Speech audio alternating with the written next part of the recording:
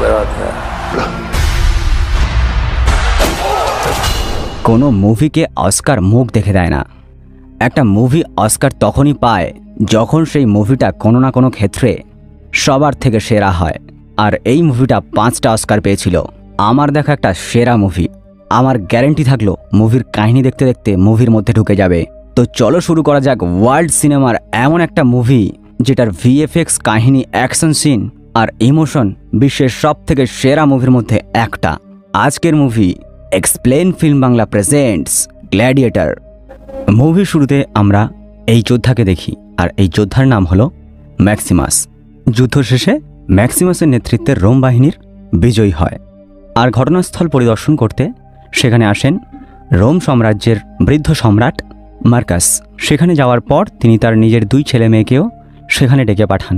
এখানে এসে আমরা জানতে পারি সম্রাট মার্কাসের এক কন্যা সন্তান এবং এক পুত্র সন্তান ছিল। ছেলের নাম কমাডাস। তিনি রাজার একমাত্র ছেলে হলেও তার মতো অপদার্থ আর দেখাই যায় না এই পৃথিবীতে। সে ছিল অত্যন্ত লোভী এবং হিংস্র প্রকৃতির একজন মানুষ, যে কারণে তার বাবা তার মৃত্যুর পর উত্তরাধিকার হিসাবে তাকে সম্রাট হিসেবে ঘোষণা করতে রাজি ছিলেন না। আর এই বিষয়টি কমাডাস আগে থেকেই আন্দাজ করতে পারছিল। অন্যদিকে সম্রাটের একমাত্র মেয়ের নাম লুসিলা। তার একটি পুত্র সন্তান রয়েছে আর তার স্বামী মারা গেছে। ব্যক্তিগত জীবনে সে ছিল তার ভাই কমাডাসের ঠিক বিপরীত চরিত্রের একজন মানুষ। তো যাই হোক, সন্তানদের সাথে দেখা হওয়ার আগেই ম্যাক্সিমাসকে ডেকে পাঠান রাজা তার নিজের তাঁবুতে। ম্যাক্সিমাস রাজার তাঁবুতে যাওয়ার পর রাজা বলেন, ম্যাক্সিমাস, আমি তোমার বীরত্ব দেখে অনেক বেশি খুশি হয়েছি। বলো তুমি আমার থেকে উপহার হিসেবে কী চাও? ম্যাক্সিমাস তখন রাজার কাছে আর্থিক সহায়তা বা পদ পদবি বা কোনো সম্পত্তি না চেয়ে বরং সে কিছুদিনের জন্য ছুটি চায়। সে সম্রাটকে বলে গত 2 বছর ধরে যুদ্ধ করতে করতে সে একেবারেই ক্লান্ত হয়ে পড়েছে। রাজা তার ছুটি মঞ্জুর করলেও আবার সন্ধ্যায় তাকে তার তাঁবুতে আসার নির্দেশ দেয়। সন্ধ্যায় ম্যাক্সিমাস আবার যখন রাজার তাঁবুতে আসেন তখন তাদের 2 জনের কথোপকথন থেকে জানা যায় ম্যাক্সিমাসের বাড়ি ছিল স্পেনে। সেখানে তার স্ত্রী আর এক সন্তান রয়েছে। তাদের বাড়ি খুব সুন্দর একটি গ্রামে, যেখানে ফুলের বাগান দিয়ে সাজানো, এবং যেই জায়গাটিকে ম্যাক্সিমাস প্রচণ্ডভাবে মিস করছে।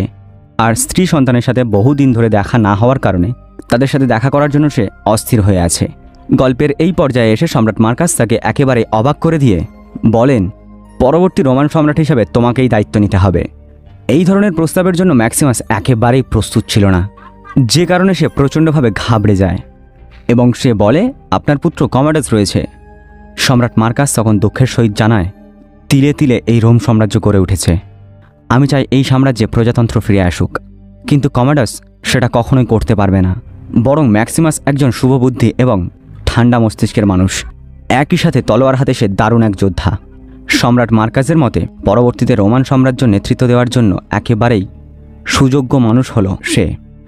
ম্যাক্সিমাস যখন এই বিষয়ে চিন্তাভাবনা করতে রাজার কাছ থেকে সময় চেয়ে নেয়, রাজা তাকে একদিন সময় দেয় এবং পরম স্নেহে তার কাঁধে হাত রেখে আত্মবিশ্বাসের সাথে বলেন, আমি জানি তুমি আমাকে নিরাশ করবে না, কারণ তোমার মতো যোগ্য সম্রাট রোম সাম্রাজ্য পাবে না। পরের সিনে আমরা দেখি ম্যাক্সিমাস রাজার তাঁবু থেকে বেরিয়ে আসছে, আর তখনই রাজকন্যা লুসিলার সাথে তার দেখা হয়। এখানে বলা বাহুল্য, স্বামীর মৃত্যুর পর লুসিলা ম্যাক্সিমাসের উপর দুর্বল হয়ে পড়েছিল, আর এই বিষয়ে ম্যাক্সিমাস কম বেশি জানত। ম্যাক্সিমাস যখন তাকে পাশ কাটিয়ে চলে যাচ্ছিল তখন লুসিলা তাকে ডেকে বলে, তুমি কি জানো আমি আজও তোমাকে আগের মতোই ভালোবাসি? ম্যাক্সিমাস তার কথায় কোনো উত্তর না দিয়ে সেখান থেকে চলে যায়, কারণ সে তার স্ত্রী এবং সন্তানকে অনেক বেশি ভালোবাসে। স্ত্রী, পুত্র আর রোমান সাম্রাজ্য তথা নিজের রাষ্ট্র, এই 3টে জিনিস ছাড়া সে আর অন্য কোনো জিনিসকে ভালোবাসতে নারাজ। লুসিলা তখন জানতে চায় তার বাবা তাকে কেন ডেকেছিল। ম্যাক্সিমাস বিষয়টি এড়িয়ে যেতে চাইলেও লুসিলা তখন বলে, আমি জানি বাবা তোমাকে কেন ডেকেছিল। তিনি নতুন সম্রাটের নাম ঘোষণা করতে চাইছেন। সে আরও বলে, আমি প্রতিদিন ঈশ্বরের কাছে এই প্রার্থনা করি যাতে করে তুমি ভালো থাকতে পারো আর সুস্থ সবলভাবে যুদ্ধ থেকে ফিরে আসতে পারো। ম্যাক্সিমাস তাকে ধন্যবাদ জানিয়ে আর কথা না বাড়িয়ে সেখান থেকে চলে যায়। তার পরের সিনে আমরা দেখি কমাডাস সম্রাটের তাঁবুতে প্রবেশ করেছে। সেখানে প্রবেশ করার সাথে সাথেই সম্রাট তাকে জিজ্ঞেস করে, তুমি কি সমস্ত কিছু দায়িত্বভার নিতে প্রস্তুত আছো? কমাডাস আনন্দের সাথে জানায় সে বহু বছর ধরে এই দায়িত্ব পালন করার জন্য অপেক্ষায় আছে, কিন্তু সম্রাট তাকে জানান তখনই তিনি সম্রাট হিসেবে কমাডাসকে এই দায়িত্ব দিতে চাইছেন না। কমাডাসের চোখে তখন জল নেমে আসে।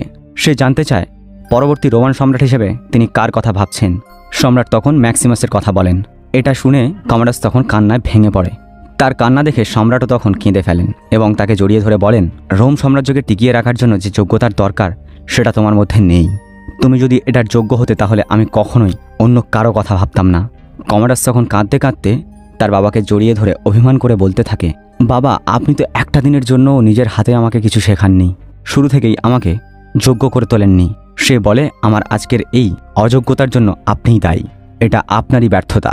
কমাডাসের এই অভিযোগ সম্রাট স্বীকার করে নেন আর বলেন, হ্যাঁ, এটা আমারই ব্যর্থতা। মুভির এই জায়গায় এসে আমরা কমাডাসের হিংস্রতার প্রমাণ পাই। সে কাঁদতে কাঁদতে নিজের পিতার গলা চেপে ধরেন আর তাকে হত্যা করে ফেলে। পরে সে বাইরে খবর ছড়িয়ে দেয় যে সম্রাট মারা গেছেন। খবর পাওয়া মাত্র সেখানে ছুটে আসে লুসিলা এবং ম্যাক্সিমাস। কমাডাস তাদেরকে বলে হার্ট অ্যাটাকে বাবার মৃত্যু হয়েছে, কিন্তু তারা দুজনেই বুঝতে পারে যে কমাডাস এই সাম্রাজ্যের লোভে তার নিজের পিতাকে হত্যা করেছে। কমাডাস তখন নিজেকে রোমের নতুন সম্রাট হিসেবে পরিচয় দিয়ে ম্যাক্সিমাসকে বলে, তুমি যেভাবে আমার বাবার সেবা করতে ঠিক সেভাবেই আমার সেবা করে যাবে তুমি। এবং তার সাথে সে এটাও বলে যে এই প্রস্তাব সে আর দ্বিতীয়বার দেবে না। তাই ম্যাক্সিমাসের হাতে একটাই সুযোগ। ম্যাক্সিমাস তার এই প্রস্তাব প্রত্যাখ্যান করে সেখান থেকে চলে যায়। এদিকে তার বোন লুসিলা পরিস্থিতি সামাল দিতে সে চুপ করে থাকে। সে তার সন্তানের কথা ভেবে অনেক বেশি চিন্তিত ছিল, কেননা কমাডাস যেহেতু সাম্রাজ্যের লোভে তার বাবাকে খুন করতে পেরেছে, সে বিপজ্জনক মনে করলে লুসিলা এবং তার সন্তানকে খুন করতেও দ্বিধাবোধ করবে না। তাই মন থেকে না হলেও লুসিলা তার ভাইকে সম্রাট হিসেবে মেনে নিতে রাজি হয়। পরের সিনে আমরা দেখি ম্যাক্সিমাস তার বিশ্বস্ত একজন অনুচরকে তার তলোয়ার নিয়ে আসার জন্য নির্দেশ দিচ্ছে। ম্যাক্সিমাস চাচ্ছিল এই বিষয়ে অন্যান্য মন্ত্রীদের সাথে কথা বলতে, কারণ সে জানে যে সম্রাট মারা যাননি, তাকে হত্যা করা হয়েছে। কিন্তু মুহূর্তের মধ্যেই কমাডাসের কিছু অনুগত সৈন্য সেখানে চলে আসে আর তাকে জানায় যে কমাডাস তাকে হত্যা করার জন্য নির্দেশ দিয়েছে। তারা ম্যাক্সিমাসকে বন্দি করে এবং একটা নির্জন জায়গায় নিয়ে যায়।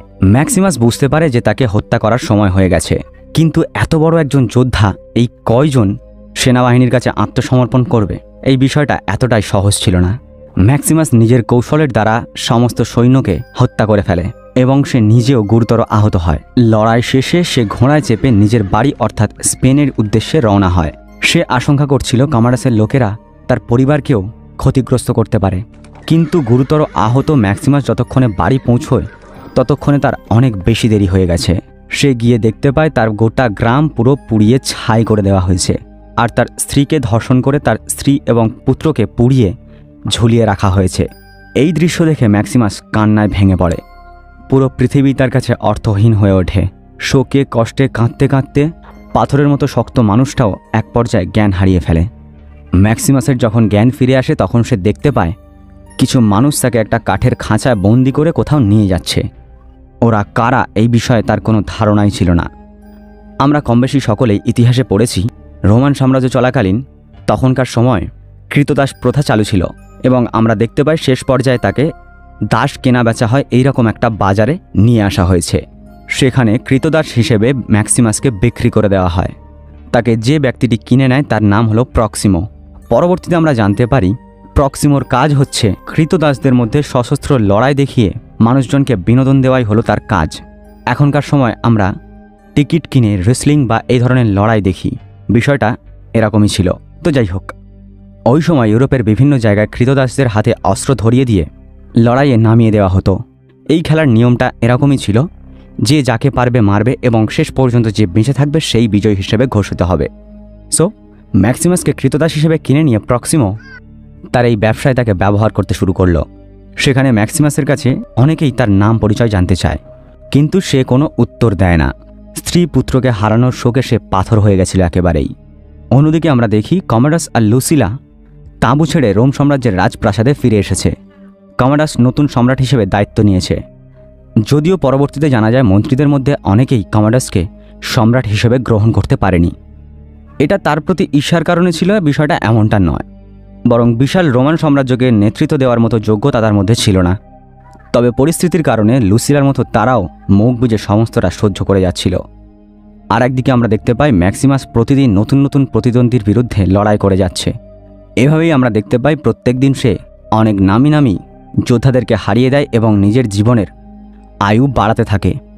সত্যি বলতে গেলে এই ধরনের যোদ্ধাদেরকে বলা হতো গ্ল্যাডিয়েটর, যারা ছিল আসলে কৃতদাস এবং যাদের দ্বারা তাদের মালিকেরা ব্যবসা করত।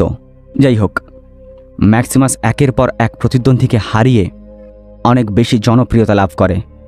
এদিকে দেখা যায় রাজ্য শাসন করতে গিয়ে কমাডাস কোনো কিছু ঠিকঠাক করতে পারছিল না। যদিও লুসিলা তাকে বিভিন্নভাবে বুদ্ধি পরামর্শ দিয়ে যাচ্ছিল, তারপরেও সে কোনোভাবেই স্থির হতে পারছিল না। তার পেছনে একটা বড় কারণ ছিল তার ভাগনা, অর্থাৎ লুসিলার পুত্র। একটা দৃশ্যে আমরা দেখতে পাই ওই বাচ্চাটি বিছানায় ঘুমাচ্ছিল, আর কমাডাস তার কাছে গিয়ে এক দৃষ্টিতে তার দিকে তাকিয়েছিল। তার হাত তখন ইস্পিস করছিল। তার ইচ্ছে হচ্ছিল বাচ্চাটাকে চিবিয়ে খেতে, কারণ সে জানে যে প্রাপ্তবয়স্ক হওয়ার পর এই রোম সাম্রাজ্যের উত্তরাধিকারী হিসাবে সেই হবে সম্রাট, আর তখন গিয়ে কমাডাসের গদিও নড়বড়ে হয়ে যাবে।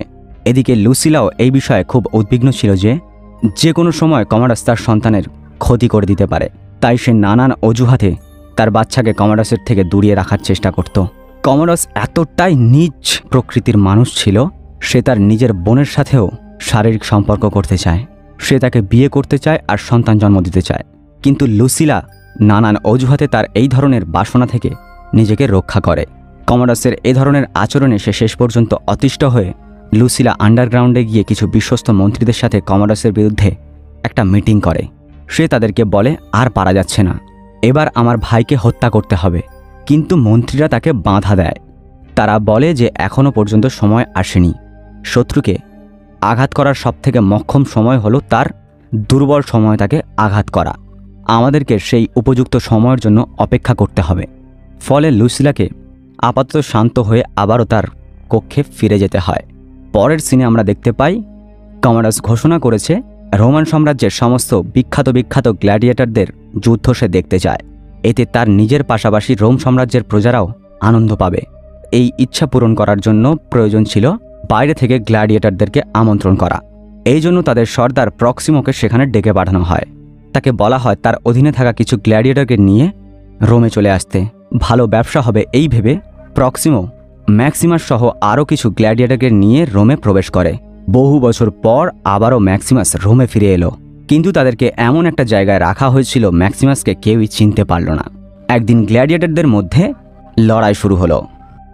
গ্যালারিতে সারি সারি দর্শক, যাদের মধ্যে কমাডাস, লুসিলার শিশুপুত্র, মন্ত্রীবর্গ সহ রোমের বিভিন্ন সম্প্রদায়ের মানুষজন সেখানে উপস্থিত ছিল।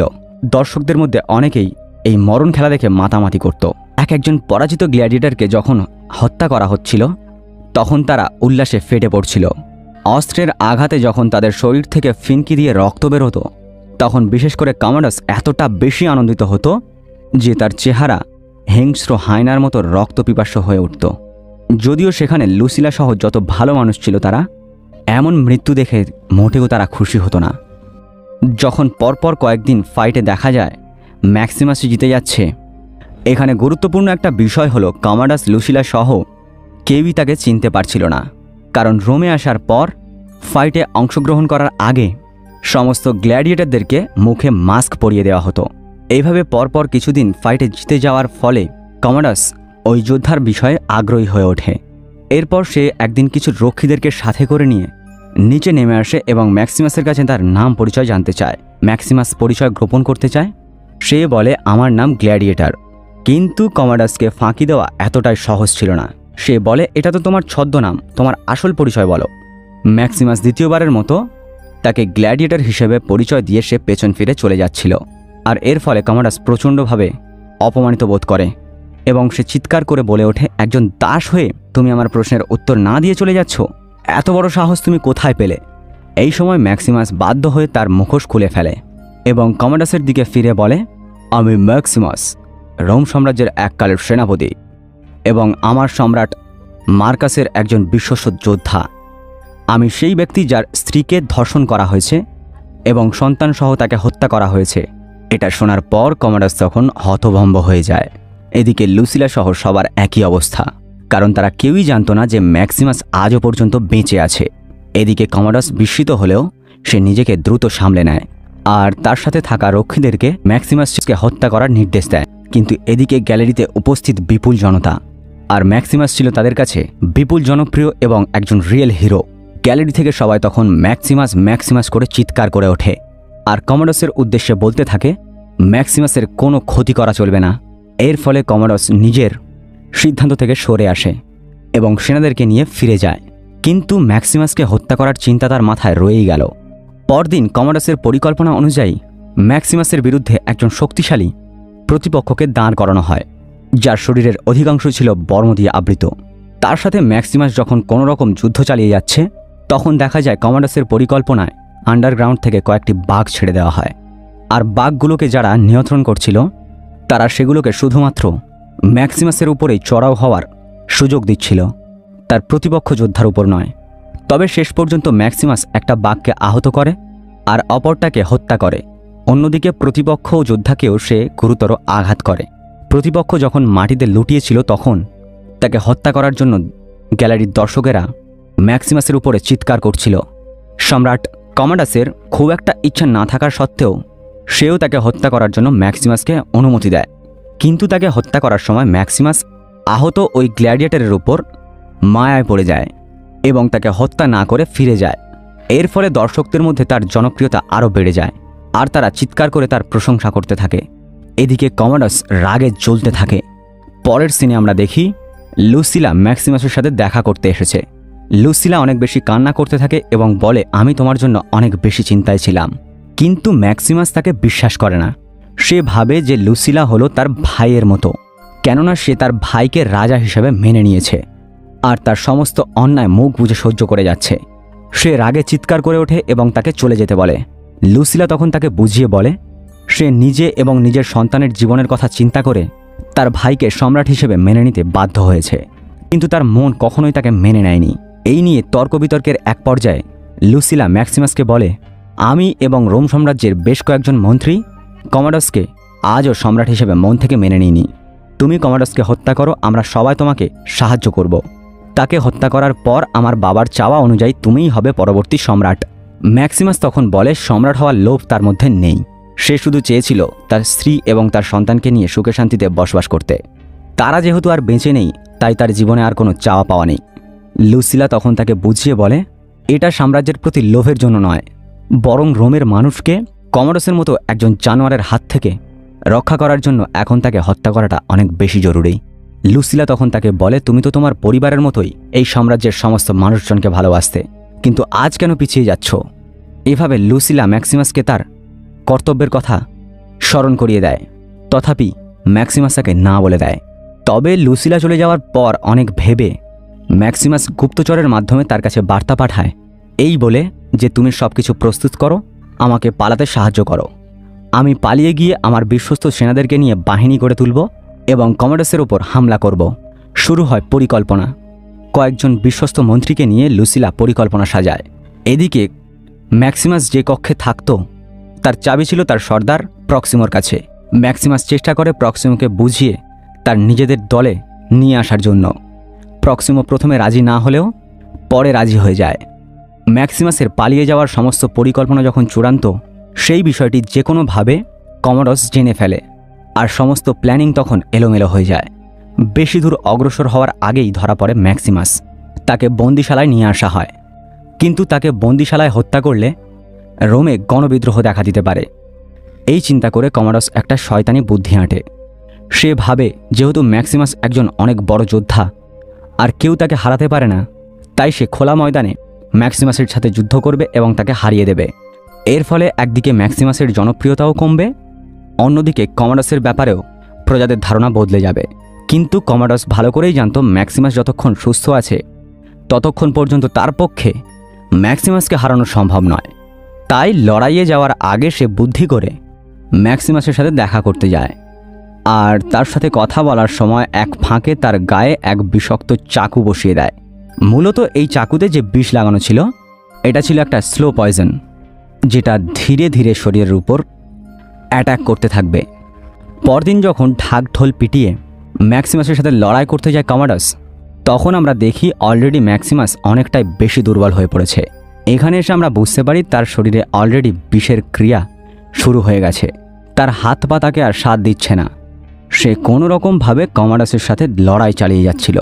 তবে কমোডোস এতটা বেশি অপদার্থ ছিল যে এই পর্যায়েও সে নিজের সুবিধা করে উঠতে পারছিল না। এভাবে বিষের ক্রিয়ায় আহত ম্যাক্সিমাসের সাথে বেশ কিছুক্ষণ যুদ্ধ করে প্রতারক কমোডোস। এক পর্যায়ে ম্যাক্সিমাস তাকে হত্যা করে ফেলে, কিন্তু ততক্ষণে তার নিজের অবস্থাও খুব শোচনীয় হয়ে ওঠে। কমোডোসকে হত্যা করার সাথে সাথে সে নিজেও মাটিতে লুটিয়ে পড়ে। ঘটনা বুঝতে পেরে লুসিলা সেখানে দৌড়ে আসে আর তাকে জড়িয়ে ধরে কান্না করতে থাকে। শেষ নিঃশ্বাস ত্যাগ করার আগে ম্যাক্সিমাস লুসিলাকে রোম সাম্রাজ্যে প্রজাতন্ত্র ফিরিয়ে আনার অনুরোধ করে। লুসিলা তার ভালোবাসার মানুষটিকে মৃত্যুর কোলে ঢলে পড়তে দেখে। এদিকে ঘোরের মধ্যে ম্যাক্সিমাস দেখতে পায় স্বর্গের মধ্যে তার স্ত্রী আর তার ছেলে তার জন্য অপেক্ষা করছে। ম্যাক্সিমাস শেষ নিঃশ্বাস ত্যাগ করলে লুসিলার নেতৃত্বে সাম্রাজ্যের মন্ত্রী আর নেতারা তার দেহ রাষ্ট্রীয় সম্মানের সাথে বয়ে নিয়ে যায়। আর এই দৃশ্যের মধ্য দিয়ে শেষ হয় এক মহান যোদ্ধার গল্প, যে এক লোভী অযোগ্য সম্রাটের ষড়যন্ত্রে মারা গিয়েছিল, অথচ তাকে কেন্দ্র করে স্বপ্ন দেখেছিল গোটা রোম সাম্রাজ্য। এবং এখানেই মুভির সমাপ্তি ঘটে। তো এই ভিডিওটা কেমন লাগলো অবশ্যই আমাকে কমেন্ট করে জানাও। আর তোমরা আমার সাথে সরাসরি কথা বলতে পারো ফেসবুকে, ইনস্টাগ্রামে, যার লিঙ্ক ভিডিও ডেসক্রিপশনে দেওয়া রইল। দেখা হচ্ছে পরবর্তী ভিডিওতে। বাই।